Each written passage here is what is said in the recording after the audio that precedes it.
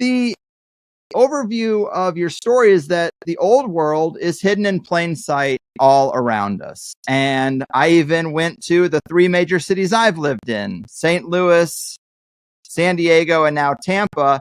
And there's elements of your overall premise in all 3 places. The most well-known architecture in all 3 places has this Moorish influence. So it's kind of funny. They say it's a Moorish reconstruction, a Moorish architectural revival, but we'll get into what that might mean. But in terms of the overall premise, you're presenting a radical reconstruction of history. What should people know about that reconstruction? You have 10 hours. So I think the bottom line is that there was a highly advanced civilization on Earth that existed for a much longer period of time than anything we've ever been taught. That civilization had its roots in ancient Mu, also known as Lemuria, and that it existed for a long time, and that the Atlantean civilization is a continuation, and that it wasn't just a continent in the ocean, it was all over the world. Mm-hmm. It was highly integrated, highly unified. The Moorish comes from the word Mu. Right. I was just going to add that from a paragraph I have here where you say, the more I look into all of this, the more direct interconnections I find between all of the subjects I'm delving into with this new series about the ancient advanced Moorish civilization, a civilization which existed up until relatively recent times, and about the manner in which it's been covered up. Moor pertains to the people of this ancient civilization that originated during the time of Mu, also known as Lemuria. The Moors were and are the custodians of the ancient Egyptian mysteries. All of the Moorish science symbolism was taken over by other groups claiming to be them, falsely claiming their works or piggybacking on their legacy, or even giving a darker meaning by association with certain things that were not the original meaning. And this is really interesting. I was going to ask you about this crest or this symbol that you show. It's like a coat of arms, I suppose. And it includes the eye of the pyramid, the Star of David, the square and compass, and the number 333. It looks like it's associated with Islam. Maybe it's a really old thing, but what is that crest you show, and how does it kind of represent really a lot of this overall material? So we're taught a false construct from cradle to grave. And all of those symbols were fragmented and separated out. And that was all part of the original civilization. So you have the pyramid with the eye on top of it, which we've come to associate it with the Illuminati and Big Brother, and the all-seeing eye and control system. Right. It originally had to do with our connection with our higher selves. So the eye at the top of the pyramid would be our pineal gland and our connection with the Creator, and the steps, if you will, that it takes to reconnect. And the original civilization knew what they were here for. There wasn't any confusion about the shape of the earth, where they were on the earth, how everything was all connected, how everything worked.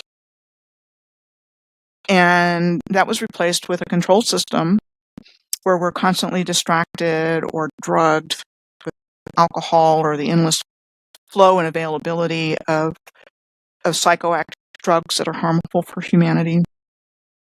That's all by design. Mm-hmm. They make it available and they destroy people and destroy communities. And,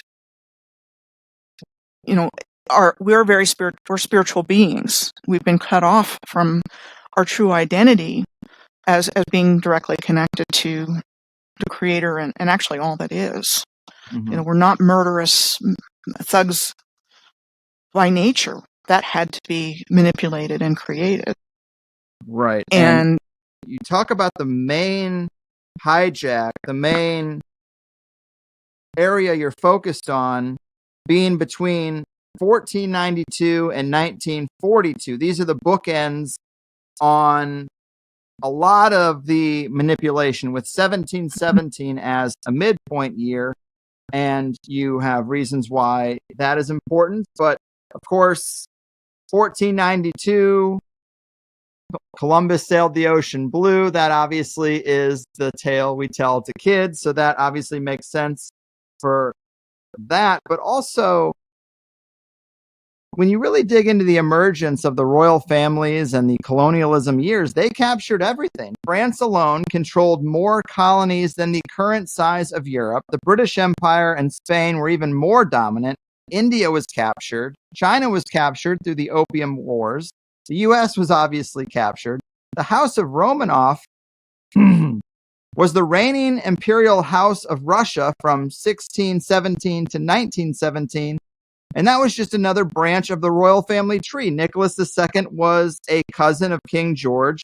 So you start to look around the world, and there's not a lot left that went untouched. They were extremely motivated by something to get to even the hard-to-reach places, with an emphasis on killing, plundering, converting, and re-educating everything and everyone they found. Then you add 100 years to it. What's left? So, I mean, the crux of your work is the hijack that took place largely within those years, 1492 and 1942, right? Mm-hmm. Yeah. An impressive amount of ground was covered. And there's even more of the story that's kind of coming out. But, when you look at the mechanics of the hijacking of the original civilization and the legacy of the original people, and let me just kind of revisit that, because when they separated everything out, we've been taught that the Egyptians, the Israelites, the Muslims are all separate from each other, which is far from the truth. It was all part of the same, I'm just going to say system, if you will. It wasn't separated out. They had the original instructions about how to reconnect with the creator and holy books and things like that. But the controllers got into everything when they did this. So my journey to get to the whole timeline idea was kind of interesting, because my original research started, and I'm going to share my screen. So this is my website, and I've been blogging for over 5 years.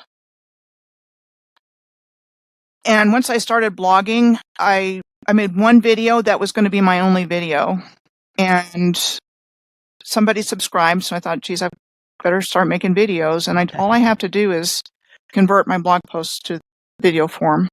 And that's how my YouTube channel started around the same time. And that map is very important to your work. I believe you mentioned that a friend gave that to you. They felt that you needed to have it. It's a star tetrahedron over the United States with a lot of interesting plots pointed along the way. Another example of how synchronicity folds into you being the one doing this research. But yes, I think you were just about to tell us about this map, so I'll turn it over to you. The synchronicity has been off the charts, but that's been my whole life. So I was living in Oklahoma City when I really started to wake up to this, and I had been preparing myself because I liked alternative books, and I was I was watching megalithomania conference presentations, and there's a lot of information in there. So I had a good foundation. I learned about sacred geometry, which is how I found this. So my friend gave me the map. I had traveled with her and some other friends, and I had this next to my dining room table, and I started noticing cities in North America lining up in lines. And those are the faint lines that are here. That was my first stop. And then I found this line of cities between Edmonton and Ottawa. I knew the dimensions of the star tetrahedron, and that's from sacred geometry. And so I, just kind of going on feel, I found this line here, and I just took it back up here. And I thought, well, I wonder if I can find another one. And so that was when I found this one here with the apex in Merida, Mexico. And then from here, I extended the lines, and I ended up writing them down on spreadsheets. And that was the beginning of my original research. I knew the ancients were precise. I knew, other researchers had found other alignments.